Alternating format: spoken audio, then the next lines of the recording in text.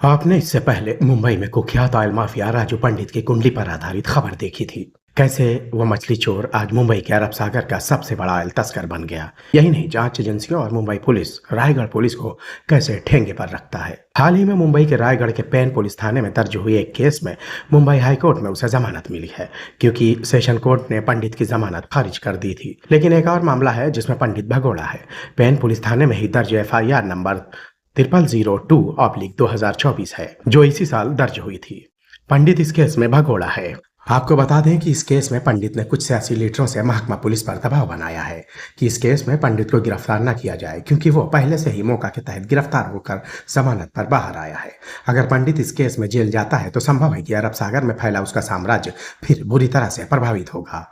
चूंकि इस गोरख धंधे के तार अरब सागर से कई विभाग और कई सियासी लीडरों से जुड़े हुए हैं, जो अरब सागर में कोस्टल सिक्योरिटी की धज्जियां उड़ाते हुए विदेशी वेसल से तेल चोरी करके उसे भारतीय बाजार में बेच देते हैं और इससे देश को हर साल हजारों करोड़ों की चपत लगाते हैं। लेकिन इन सब के बीच ये एक अहम सवाल है कि ये गोरख धंधा जिस तरह से फल फूल रहा है, कहीं ऐसा न हो कि इसकी आड़ से आतंकवादी मुंबई में फिर से न हमला करते, क्योंकि 26/11 जैसा आतंकी हमला इसी समुद्री रास्ते से हुआ था, जिसमें आतंकवादियों ने इसी समुद्री मार्ग का इस्तेमाल किया था, जिस मार्ग का ऑयल माफिया आज इस्तेमाल कर रहे हैं।